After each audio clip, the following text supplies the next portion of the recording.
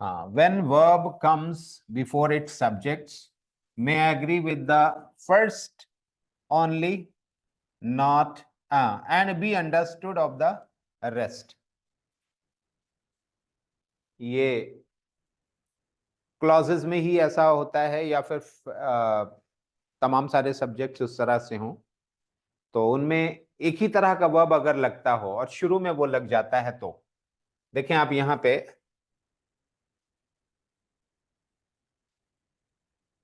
अगर tact, intelligence और करेज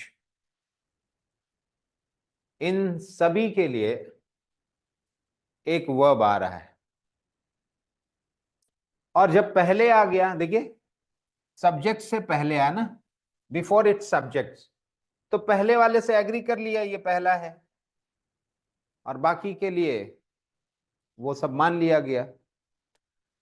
इस अब अच्छा वर्ब कब आता है ये, इनफैक्ट जब इम्फैटिक कोई सेंटेंस बनाना चाहते हैं तभी इस केस में वर्ब पहले आ सकता है और या तो कंडीशनल में आता है वरना फिर क्वेश्चन बना देता है।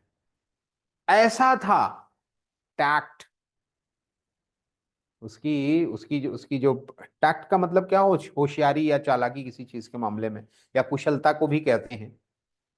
तो ये उसकी चालाकी या होशियारी थी और उसकी ये बुद्धिमानी थी और उसकी ये साहस थी मेरे दोस्त की। मेरे दोस्त की साहस, बुद्धिमानी और कौशल इस तरह की थी। तो यहाँ वॉस को यूज किया गया ये इन सारे सब्जेक्ट्स के लिए जो सब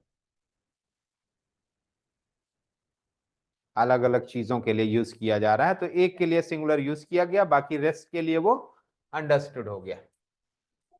When the verb separates its subject, it may agree with the first only and be understood of the rest.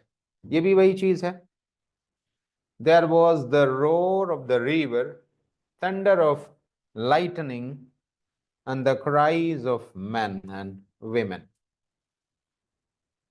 जब वर्ब सेपरेट करता है, हर चीज को अलग करता है।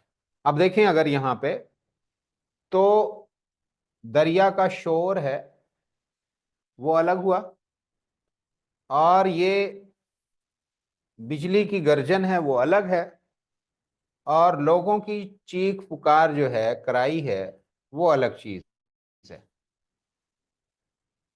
जब इन सबको सेपरेट किया जाता है तो वर्ब सिंगुलर आता है। अब आप यहाँ पे आप इसको अच्छी तरह से देख के समझ सकते हैं।